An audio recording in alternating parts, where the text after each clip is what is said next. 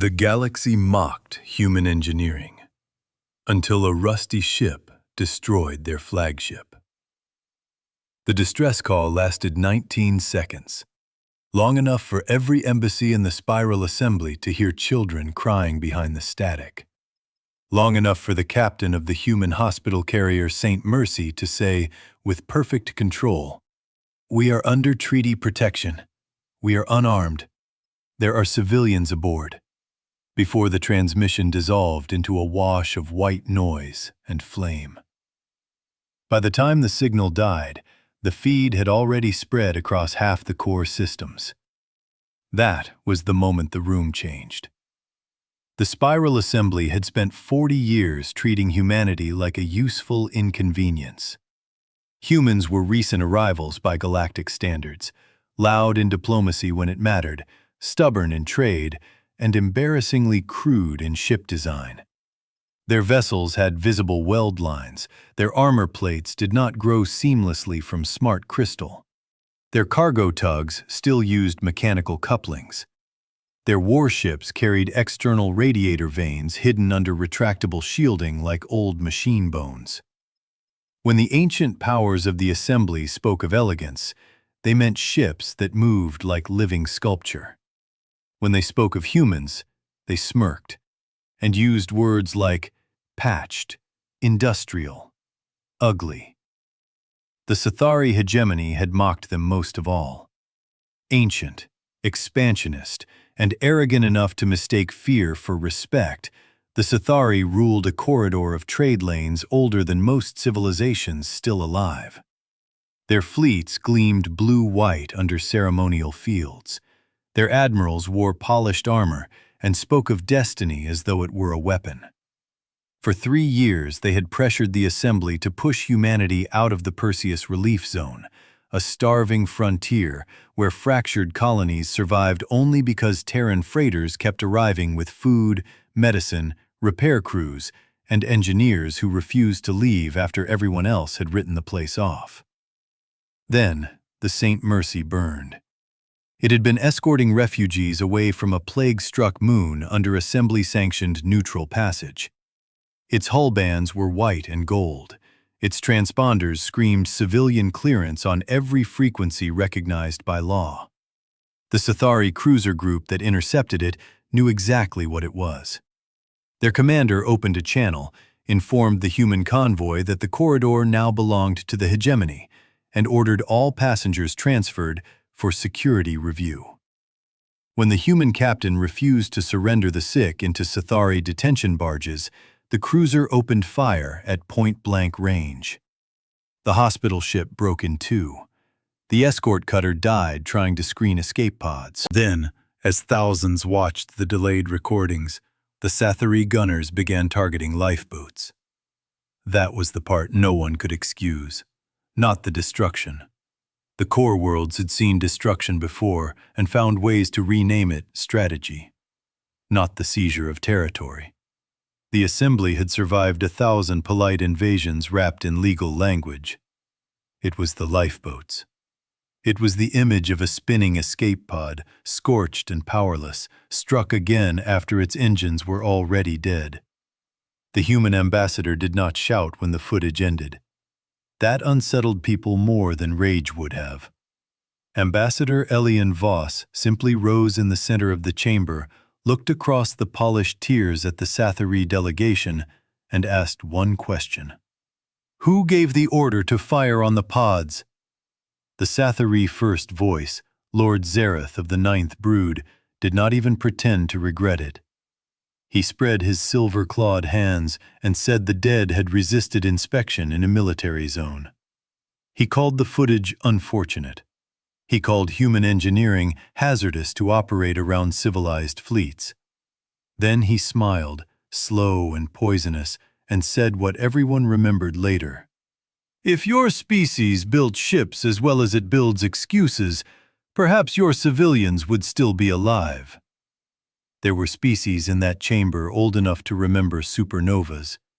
There were diplomats who had watched empires rise, fracture, and vanish. All of them felt the same thing in that instant, though few understood it. A line had been crossed. Earth's response, at first, seemed underwhelming. No fleet surged from Sol. No thunderous declaration split the assembly networks. The Terran Union submitted a formal demand for the surrender of the cruiser commander, the bridge officers involved in the strike, and the release of surviving refugees taken into Sathari custody. It requested immediate inspection rights. It notified the Assembly that all human relief operations in the corridor would henceforth travel under armed protection. It gave the hegemony 30 hours to comply. The chamber laughed after the humans disconnected. The Sathari laughed hardest. They had studied humanity's political habits and decided they understood them. Humans argued among themselves. Humans disliked open war. Humans negotiated, documented, protested, and rebuilt. The hegemony believed it had found the limits of Terran tolerance, and like so many powers before it, mistook restraint for fragility. So when the deadline expired and the Union still had not launched a visible fleet, the Sathari High War Master made his move. He announced a purification action against illegal Terran military encroachment in the Perseus corridor. 3 battle groups translated into the region. Their flagship, the Radiant Spear, arrived at the head of the formation like a moving sun. A 13-kilometer command dreadnought, armored in layered gravitic sheaths and escorted by enough firepower to erase a moon base in an afternoon. Its arrival was broadcast deliberately. The message beneath the pageantry was simple. Humanity would kneel, or it would be broken in public. What the cameras also caught, and what the Sathari thought was a joke, was the single vessel waiting near the debris halo of the dead refinery moon, Kepri 9. It was small by comparison. Old, scarred. Its hull was the color of dried iron. Uneven patches crossed the port side where plates had been replaced over decades with mismatched alloys. Tug clamps jutted from the spine like crude ribs.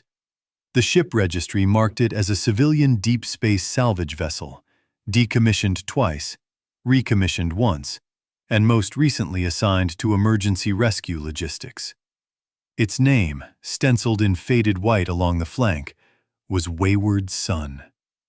The Sathari bridge crews laughed openly when the image came through. "That?" one officer said on a leaked command recording. "That is what they send?" It looked like an embarrassment. It looked like proof that human industry was all desperation and no grace. No sleek curvature, no seamless hull intelligence, no luminous shield bloom. Just rust, welds, docking scars, and a profile that belonged in scrapyards, not battle lines. Then the Wayward Sun transmitted on open assembly frequencies. Its captain, Mar 11, appeared in a plain black duty coat with no medals visible. Her face was gray with fatigue, one temple bandaged, eyes steady as cold steel. Behind her, the bridge looked wrong to Sathari analysts. Too much manual hardware, too many physical controls, too little hollow interface. Humans watching recognized the reason immediately. Combat lockout, electromagnetic hardening, manual redundancy. Captain Levin's voice carried without strain. "This is Terran Union auxiliary vessel Wayward Sun to Sathari flagship Radiant Spear. You are in possession of unlawfully detained civilians. You have 30 minutes to transmit their life sign manifests and prepare them for release. At the end of 30 minutes, we will recover our people." The War Master answered personally, amused enough to perform for the network. "You threaten a battle group with a rescue tug?" Levin did not blink. "No, I am informing you." The channel closed. The assembly expected panic.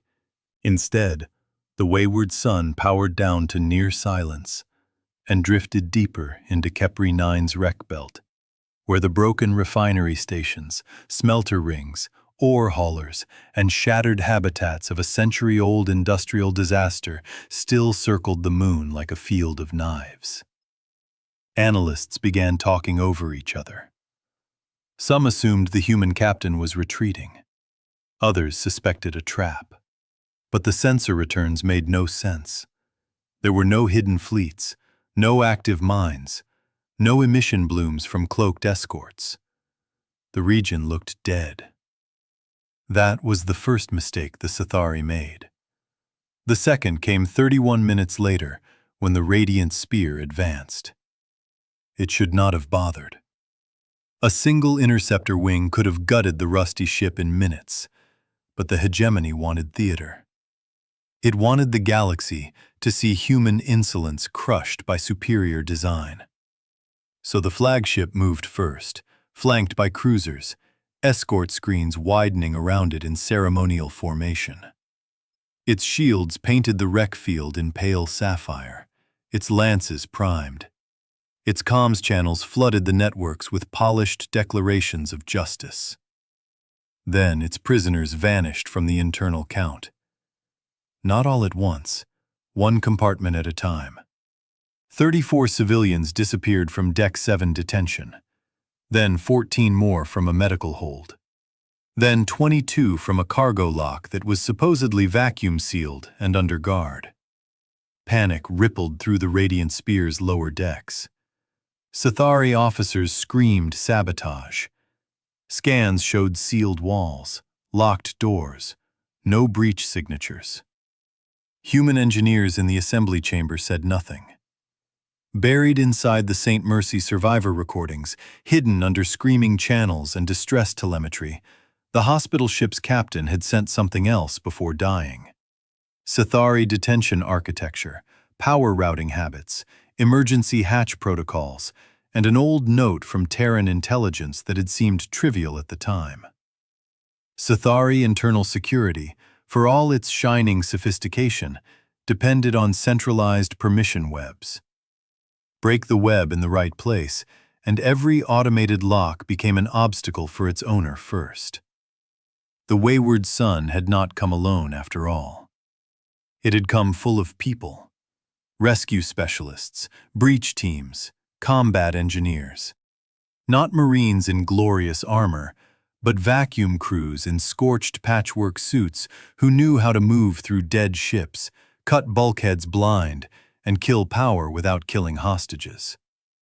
They had reached the wreck belt hours earlier, hidden inside refinery debris, cold-soaked in husks so old and ugly the Sithari never gave them a second look. While the hegemony performed outrage for the cameras, Terran teams had crawled through maintenance voids inside the flagship itself. By the time the War Master understood that, the first prison decks were dark. By the time he ordered hull-wide purge gas, the gas lines were jammed. By the time he demanded Marine deployment, emergency blast doors dropped across 3 response corridors, trapping his own soldiers. And far below, in cargo sections no one had thought to monitor, terrified civilians were being clipped to guidelines and shoved toward disguised breaching nodes one group at a time. The Radiant Spear opened fire. Not at the ship, at the debris field. Blue lances slashed through old refinery wreckage in wide sweeps, boiling iron, carbon, ceramic, and frozen volatiles into expanding storms of shrapnel and plasma. The whole belt lit up like a graveyard catching the sun. Any sane captain would have run. The wayward sun went deeper. Its engines flared in short, ugly bursts, never long enough to paint a clean track. It rolled between tumbling ore drums and broken station girders, taking hits that would have peeled apart a modern light frigate. One lance clipped the stern and ripped away an entire docking assembly in a burst of molten metal. Another punched through the outer hull and vented 2 compartments in a spray of sparks and atmosphere. The salvage tug kept moving, because human ships were not built to look immortal. They were built to keep functioning after immortality failed. Where Sithari vessels relied on elegant integrated systems, Terran hulls were a maze of isolation doors, redundant conduits, manual overrides, sacrificial armor blocks, backup coolant loops, and mechanical relays no pulse surge could fully erase. Damage did not spread cleanly through them. It got lost, smothered, routed around. Human engineering looked crude because it was honest about what battle did to beautiful machines. Captain Levin let the enemy see none of that. She made the wayward sun look desperate, a vessel stumbling toward death, a relic trying to hide in scrap. The radiant spear pursued harder, proud and impatient, its escorts lagging as navigation through the dense wreck belt grew hazardous. Sithari Command wanted the kill for itself. That was the third mistake. By then, the hostage count aboard the flagship had dropped to 0. The Terran breach teams did not flee in ships. They vanished into the wreck field with the civilians inside cargo pods disguised as debris canisters, each one launched on silent trajectories toward recovery craft buried in Kepri's shadow. The wayward sun never turned to cover them, never signaled, never asked for help. It simply kept dragging the flagship forward. Only when the radiant spear crossed the dead moon's iron ring did the first officers begin to understand the geometry. Old Kepri 9 had once processed asteroid ore on a scale large enough to alter local traffic maps. Hidden among the ruin were kilometer-long mass conveyors, magnetic tow spines, ore accelerators, and anchor pylons embedded in the moon's crust. Most had been dead for 90 years. Most. The wayward sun's original life had been towing crippled industrial platforms. Its ugly dorsal clamps were not there for decoration.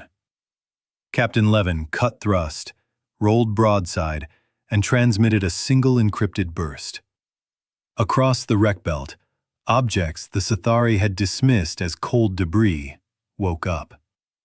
A refinery truss rotated and snapped into alignment.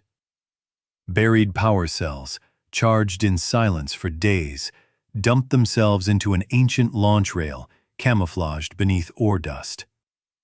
3 shattered freighters ignited maneuver jets all at once, not to attack, but to shift lanes, herding the flagship exactly where Terran calculations wanted it. Magnetic anchors hidden inside derelict station fragments activated in sequence. The iron-rich dust cloud around the moon surged like a tide. Then the wayward sun opened its belly. The tug's cargo doors sheared off, revealing not freight, but a spinal tow accelerator rebuilt far beyond civilian tolerance. It had once been used to sling ore containers between orbital foundries. Human engineers had enlarged the feed, reinforced the rails, wrapped the entire mechanism in layered scavenged armor, and waited patiently for a target arrogant enough to enter the kill box. The radiant spear tried to raise full shields. Its shield harmonics failed. Not because the generators were weak, but because the field grid had just spent minutes firing high-energy lances through an iron-saturated particulate cloud, while its lower decks suffered cascading sabotage. The Terrans had known exactly how much thermal and computational strain that combination would cause. Known it, counted on it, and led the flagship into it, like a butcher guiding an animal to the block. The first slug hit the bow at 40 kilometers per second. Not explosive, not exotic. A compressed cylinder of nickel iron, stripped from Kepri's own graveyard, and accelerated by an industrial launcher older than half the species in the assembly. It struck with the indifference of physics. The forward shield flared, collapsed, and the slug punched through the radiant spear's command blister, buried itself 3 decks deep, and emerged from the ventral hull, trailing a storm of fire and atmosphere. The flagship did not die. Not yet. It staggered. Its escorts screamed warnings. The War Master ordered emergency withdrawal. The drives on the radiant spear surged, trying to pull its wounded mass backward out of the ring. Then the hidden anchors fired. Massive tow lines, almost invisible in the debris until they went taut, snapped from opposing wreck hulks and locked onto the flagship's distorted shield shell and damaged armor. They had not been designed to hold warships. They had been designed to wrestle drifting refineries. That was enough. The Radiant Spear's retreat faltered for 3 fatal seconds as half a dozen old industrial systems treated the hegemony's pride as just another piece of runaway machinery. 3 seconds was all Captain Levin needed. The wayward sun fired again. A second slug cored the portside lance banks. A third punched through the central shield node exposed by the first impact. Across the network, trillions watched the impossible happen in brutal silence. The galaxy's most feared flagship, vessel of an ancient empire, was being dismantled by a rescue tug and a cemetery of obsolete machines. Then came the reversal that broke the Sithari will. From behind Kepri's night side, where they had hidden under thermal shrouds among dead smelter stacks, the real Terran warships finally appeared. Not many, 6 in total. No grand armada, no overwhelming wall of metal. Just 6 dark hulls sliding into view with the calm of hunters arriving after the trap had already closed. Their signatures were low, disciplined, and terrifyingly economical. They did not rush. They did not broadcast. They targeted the Sithari escorts one by one, jamming jump solutions, clipping engine bells, severing command relays, breaking formation without wasting a shot. The hegemony had prepared for a duel. Humanity had prepared for an execution. On the crippled Radiant Spear, internal sabotage reached the reactor decks. Not a detonation. Humans were too careful for that, while civilians were still in range. Terran breach teams had left charges only where they needed leverage. Coolant trunks, shield regulators, command fiber hubs, gravitic stabilizers.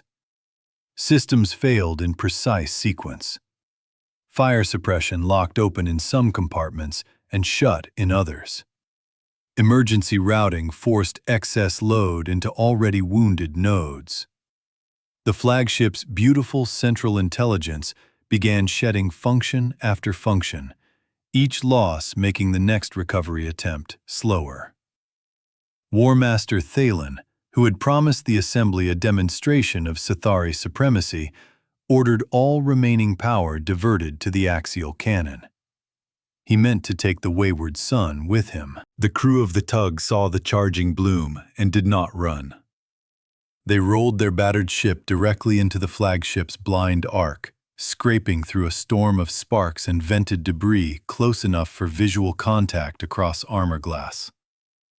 For one heartbeat, the 2 ships moved side by side, one a blazing monument to imperial pride, the other a scarred machine held together by welds, discipline, and people too angry to fail.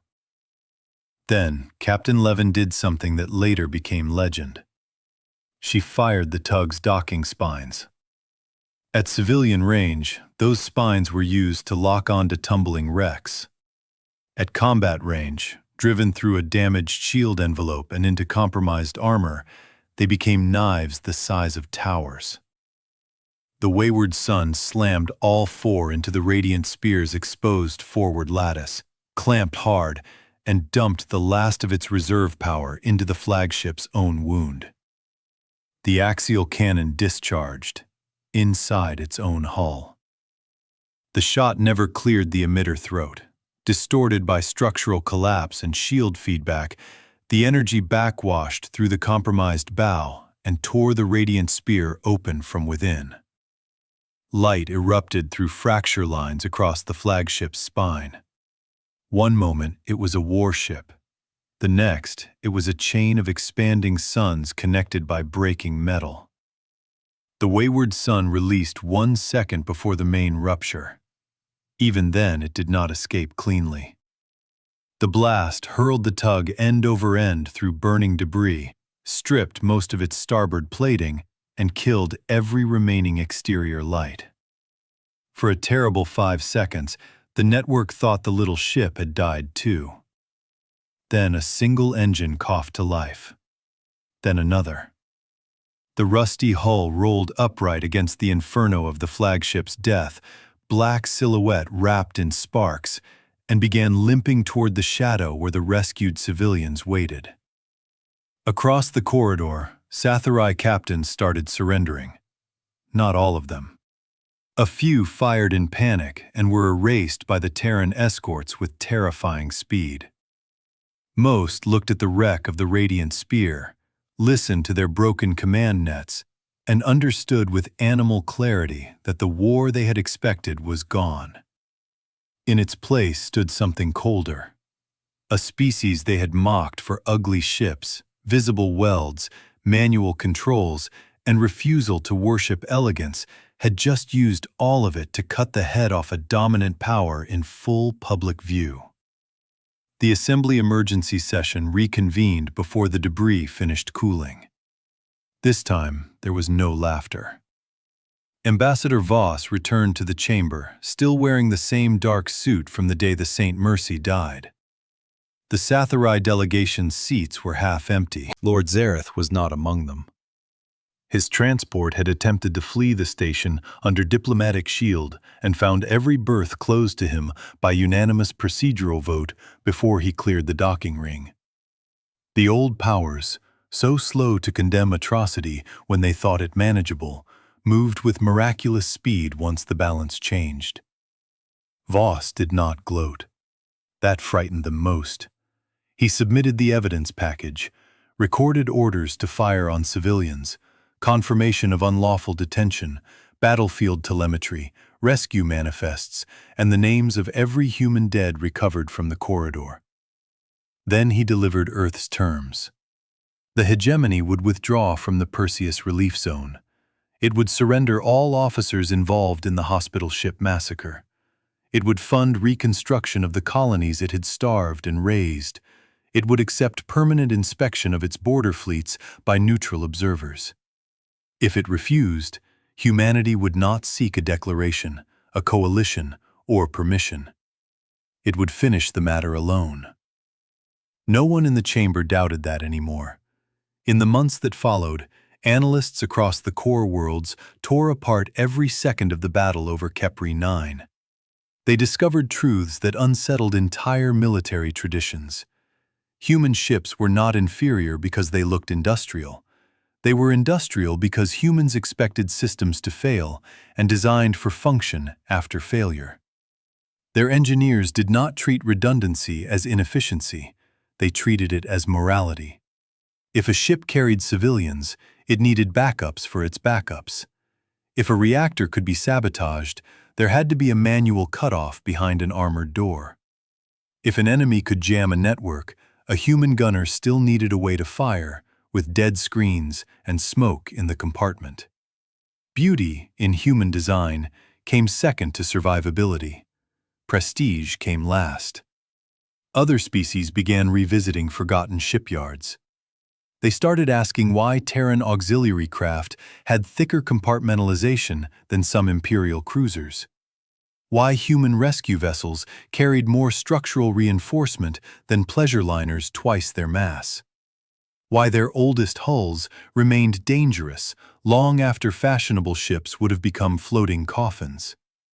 The answers were always the same, and they spread. Like a chill through every admiralty in civilized space, humans built for bad days. And when the bad day finally came, they did not need to improvise courage, only procedure. Captain Mar 11 survived the battle, though barely. When the wayward sun reached the recovery zone, its bridge had lost atmosphere twice, half its crew were wounded, and one of its engines was operating with parts never intended to coexist in the same machine. The tug was eventually towed back to Sol under escort, not to a museum at first, but to a shipyard where Terran engineers argued fiercely over whether to preserve the burn scars or repair them. The captain settled the debate with one sentence: "Leave the rust." So they did.